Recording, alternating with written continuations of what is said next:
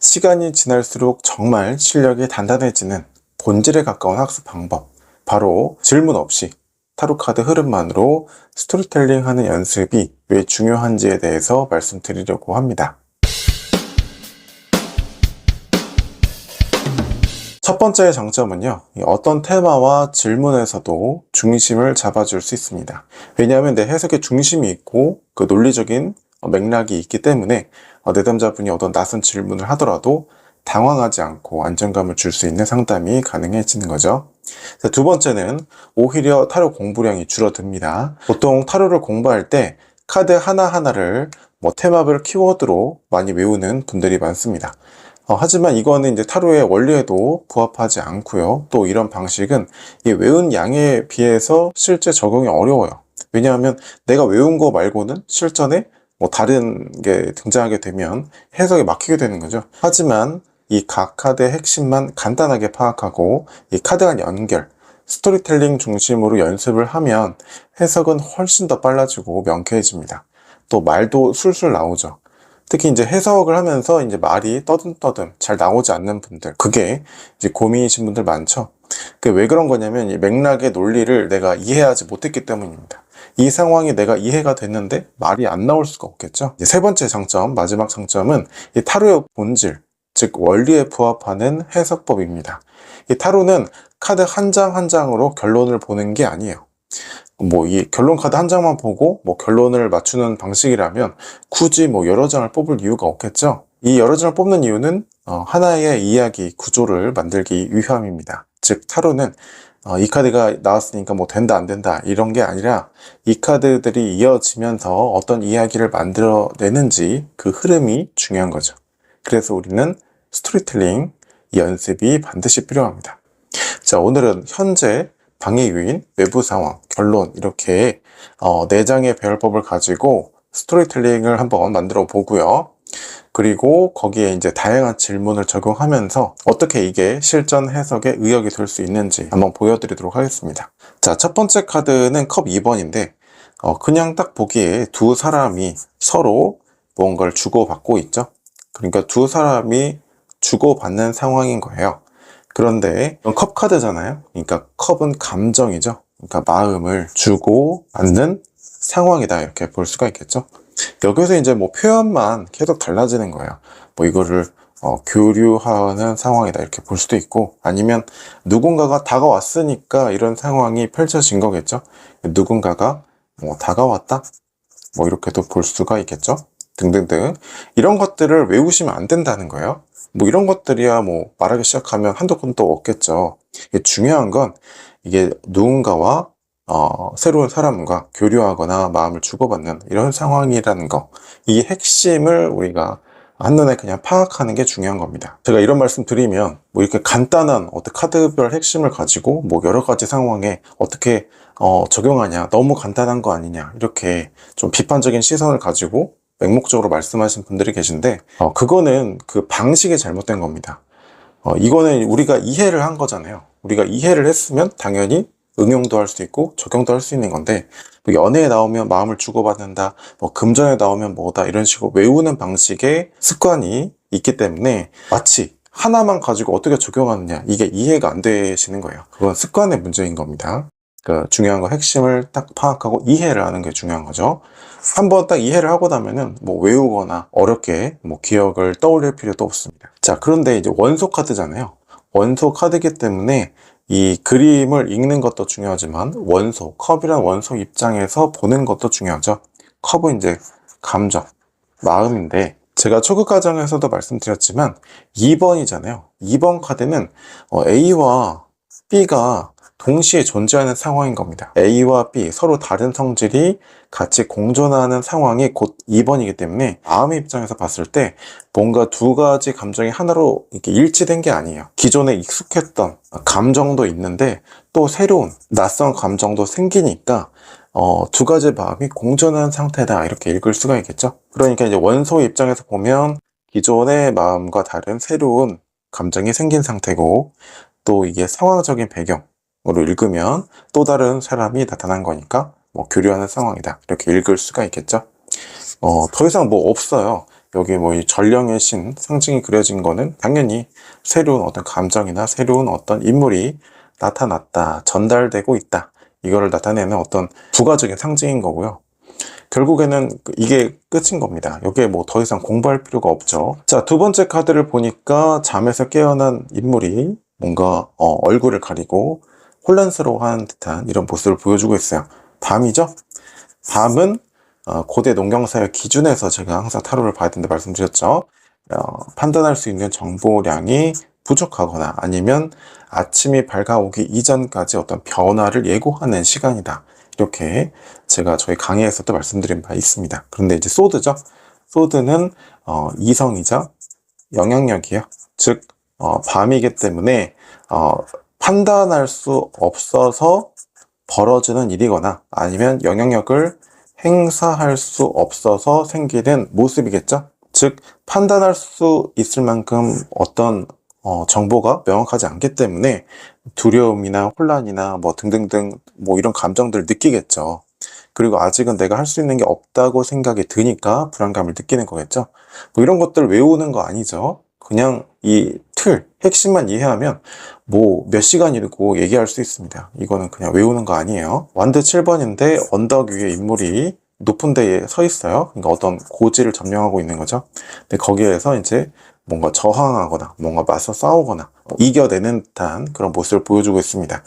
그 땅 밑에서는 막 나무들이 솟아오르죠. 그러니까 이 인물과 반대되는 그런 나무들이 솟아오르는 거죠. 근데 자신의 나무를 가지고 맞서고 있는 거죠. 근데 타로 카드에서 나무, 만드는 일이자 행동이잖아요. 그러니까 이 사람은 무슨 일을 하고 있는 거예요? 역경에 맞서서 진행하는 일을 하고 있는 거죠. 행동으로 보면 뭐예요? 반대하는 어떤 역경이나 해결해야 되는 어떤 행동들, 거기에 맞서서 내가 밀고 나가는 행동을 하고 있는 거죠. 자, 이거밖에 없어요. 여기 뭐 아무리 카드를 더 공부하려고 봐도 뭐 추가적인 게 없습니다. 이게 다예요. 너무 단순하죠. 마지막 카드는 별입니다. 밤하늘에 별이 떠 있어요. 그러니까 별을 보고 방향을 보고 가야 되는 지금 상황이니까 얼마나 강렬하고 얼마나 희망적이고 얼마나 그게 정말 가슴 뜨겁게 아니면 정말 강렬하게 와닿겠어요. 그렇죠? 그러니까 이런 감정들을 느낄 만한 어떤 대상이라는 거예요. 그리고 상황적으로 보면 지금 어떤 방향을 찾아서 나아갈 수 있는 어떤 방향성, 어떤 희망 그런 게 나타난 상태다 이렇게 볼 수가 있겠죠. 근데 아직 밤이란 말이에요. 그렇죠? 확연하게 뭐 드러난 대낮이 아니에요. 그러니까 아직은 현실적으로 보면 구체적이지 않은 상태다 이렇게 볼 수가 있겠죠. 뭐 여기에 그려진 어떤 여인의 이미지라든지 웅덩이에 물을 붓고 있고 땅에 물을 붓고 있고 새가 그려져 있고 뭐 여기 식물들 꽃이 피어나고 있고 이런 것들은 다 이 핵심을 말하기 위한 은유적인 부가적인 상징일 뿐입니다. 그러니까 뭐 이런 것들 하나하나 외우고 하나하나에 막 너무 큰 의미를 부여해서 외우실 필요가 없는 거예요. 그렇죠? 나체의 모습이라는 건 그만큼 개방적이고 그만큼 내가 순수한 상태라는 거죠. 물에 물을 붓는다, 땅에 물을 붓는다. 그러니까 나의 감정을 그만큼 거기에 투자한다는 거야. 그러면 강렬하고 희망적이고 그런 감정을 느끼고 점점 그게 커지고 이런다는 거죠. 꽃이 피어오른다는 것도 점점 방향성을 찾아간다는 거고 아니면 뭐 간접적인 어떤 이득이나 이런 걸 볼 수도 있는 그런 상황이다. 뭐 이 정도 읽어볼 수가 있겠죠. 그러니까 뭐 너무 막 디테일하게 세부적으로 들어갈수록 카드 한 장에 너무 매몰될수록 전체적 흐름이 안 보입니다. 그래서 간단하게 각 카드 핵심만 파악하는 게 중요해요. 그러면 이 정리한 걸 바탕으로 스토리텔링을 만들어 볼까요? 뭐 서로 어떤 누군가와 마음을 주고받고 있고 교류를 하는 상황이 펼쳐졌어요. 그런데 아직 판단하기 이른 상황이기 때문에 좀 어떤 새로움보다는 두려움을 많이 느끼고 있습니다. 그렇죠? 낯선 어떤 감정을 느끼고 있습니다. 그래서 내가 기존의 고지를 지키고 있잖아요. 그러니까 기존의 나의 입지를 방어하고 있단 말이에요. 그러니까 보수적인 입장을 취하고 있습니다. 하지만 결과적으로는 점점 감정이 강렬해지고 점점 커지게 될 거예요. 이렇게 읽을 수가 있겠죠? 여기에 뭐 질문을 덧입혀 본다면 새로운 사람과 만날 수 있을까요? 지금 다가온 사람이 아직은 낯설고 판단하기 어렵기 때문에 좀 두려움을 느끼고 있지만 그래서 외부적으로도 보수적이고 좀 방어적인 모습을 보여주고 있는 것 같아요. 근데 결과적으로는 마음이 점점 커지고 점점 빠져들 수 있습니다. 뭐 이 정도의 흐름으로 해석을 만들어 볼 수 있겠죠. 새로운 사업 프로젝트가 잘 될 수 있을까? 그럼 우리가 이 원소 카드를 원소 입장에서도 읽었었잖아요. 그러니까 원소 입장에서 보면 뭐예요? 기존에 내가 익숙했던 방식이나 감정, 그쵸? 그게 있는 상태에서 새로운 낯선 감정이 들었단 말이에요. 그러니까 뭔가 새로운 걸 시도해봐야겠다 이런 감정이 들었을 수도 있고, 아니면 뭔가를 시도한 상황인데 아직은 그게 마음에 완전히 받아들여지지는 않는 상태다, 이렇게도 읽을 수가 있겠죠. 그러다 보니까 내가 이게 잘한 선택이 맞는지, 아니면 이렇게 가는 게 맞는지 아직까지는 내가 할 수 있는 게 크지 않아서, 그쵸? 영향력을 행사할 수 있는 게 크지 않다고 말씀드렸죠. 그래서 두려움과 혼란이 들어요. 그러다 보니까 밀고 나가고 있고 진행은 하고 있지만 아직까지는 뭐 과감하게 뭔가를 한다기보다는 내가 기존에 가지고 있었던 그런 방식을 고수하면서 계속 새로운 과제들을 해결하고 맞서고 있습니다. 근데 점차 어떤 방향성이나 진로나 그 희망적인 어떤 방향이 보이기 시작할 거예요. 이렇게 얘기를 할 수가 있겠죠.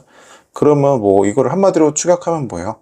지금 새로운 사업을 시도하고 뭐 그런 방식이 처음에 좀 낯설게 느껴지고 두려움을 느낄 수 있어요. 그러다 보니까 기존의 방식을 고수하고 조금은 보수적인 입장으로 일을 처리해 나갈 수 있는데, 점차 그게 익숙해지면서 강렬한 어떤 방향성이 보이기 시작할 겁니다.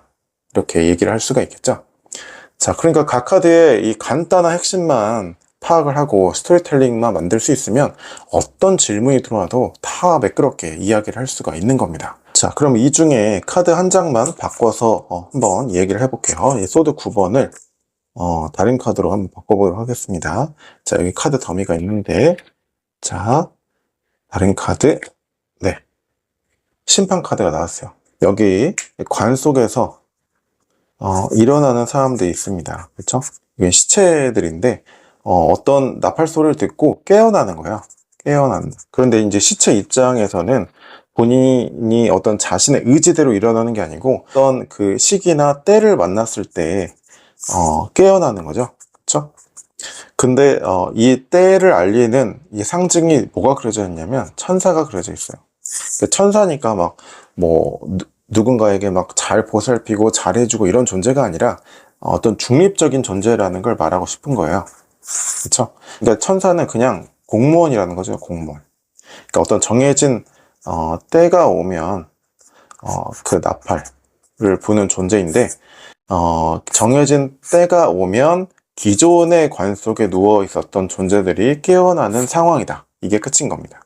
그러니까 이걸 한마디로 정리하면 기존의 어떤 과정에 대해서 때가 오게 되고 그 때에 의해서 어떤 결론이 나게 되는 이런 상황이다. 이렇게 정리를 해볼 수가 있겠죠. 여기에 더 부가적으로 봐야 될 건 없어요. 그렇죠? 판가름이 난다. 이렇게 볼 수가 있겠죠. 근데 갑작스럽게 뭐 뜬금없이 이러는 게 아니라 어떤 기존의 과정에 대해서 어떤 판가름이 나는 어떤 때, 결론, 상황이 도래한다. 이렇게 볼 수가 있습니다. 자, 이걸 가지고 스토리텔링을 하면 어떻게 돼요? 제가 스토리텔링 마스터 과정에서도 말씀드렸죠. 처음에는 이제 이런 상황으로 읽고 감정의 입장에서도 읽지만 그 다음에는 이제 응용해서 읽을 수도 있어야 됩니다. 처음에는 어떤 기회가 다가왔을 수도 있고 어떤 누군가가 다가왔을 수도 있고, 어쨌든 감정적으로는 완벽하게 그쪽에 딱 마음이 쏠린 게 아니라 기존에 익숙했던 감정과 낯선 감정이 계속 교차하면서 이런 상태였다는 거야. 근데 방해 요인 보니까 왜 그러냐면 기존의 나의 어떤 방식이나 삶에 갑자기 너무 큰 사건이 도래한 것 같다는 거야. 그렇죠? 갑자기 막 결론, 판가름이 난 것 같으니까 내가 이렇게 보수적이고 방어적이고 이런 모습을 보인다는 거죠. 하지만 시간이 점차 지나면서 거기에 점점 감정적으로 매료되고 빠져들죠. 그러니까 점점 강한 감정을 느끼게 됩니다. 읽을 수가 있겠죠. 이직하면 좋을까요? 뭐 이렇게 읽었어요. 뭐 이직한 이후의 상황. 처음에는 어때요? 새로운 어떤 낯선 장소나 새로운 뭐 동료나 그런 환경에 적응하는 게 조금은 내가 기존에 가지고 있었던 것과 다른 느낌을 받아요. 왜 그러냐면 나는 이렇게까지 빨리 나의 환경이나 어떤 결론이나 이런 게 도래할 줄 몰랐는데 결론이 난 것 같은 그런 상황이 도래했기 때문이죠. 즉, 뭐 이직을 하자마자 갑자기 뭐 어떤 중요한 직책을 맡을 수도 있고요. 아니면 기존과 다른 어떤 조건으로 갑자기 뭔가 어디로 가게 돼서 뭐 일을 하게 될 수도 있고, 기존에 내가 가지고 있었던 그냥 커리어나 어떤 업무적인 그 배경 위에서 회사에서 어떤 조정 이런 게 있을 수 있다는 거죠. 그러다 보니까 여전히 나는 처리할 수 있는 업무 역량이나 어떤 능력을 가지고 있는데 계속 기존의 나의 익숙했던 방식이나 그 형태를 계속 유지하려고 하다 보니까 어떤 방어적인 모습이 주로 나오고 있다. 그렇죠? 하지만 시간이 가면 갈수록 이렇게 하는 거구나, 이렇게 가면 되겠구나, 이러한 가능성이나 그런 것들을 강렬하게 느끼고 방향성을 찾아간다는 거죠. 이 내담자의 고민은 왜 생긴 걸까요? 어떤 환경적인 변화가 있을 수도 있고요. 아니면 뭐 낯선 곳에 대한 정보 부족이 원인일 수도 있고요. 여러 가지가 있을 수도 있지만 결국에는 내가 왜 이걸 하는지, 정말 이 길이 맞는지, 이 만남이 맞는 것인지 확신이 없기 때문에 흔들리고 있는 거죠. 그래서 이제 마지막 카드, 별 카드에서 방향성을 찾아가면서 점점 회복되는 흐름으로 이어지는 거죠. 그러니까 질문을 듣지 않아도 이 카드 흐름과 맥락, 스토리텔링만 하고 나면 원인이라든지 근본적인 어떤 본질적인 문제, 현재 상태 이런 것들을 모두 파악할 수가 있습니다. 여러분이 타로 공부를 해도 그 해석이 막히거나 말이 잘 나오지 않는 이유는 카드 하나하나를 테마별로 달달 외우고 있거나 아니면 아직도 그 방식에서 벗어나지 못한 어떤 습관 때문일 수 있습니다. 카드의 핵심은 아주 간단합니다. 카드의 핵심만 보고 연결해서 이야기로 읽는 연습을 많이 해보세요. 이렇게만 해도 실전 리딩에서 말문이 트이고요. 내담자의 반응도 완전히 달라질 겁니다.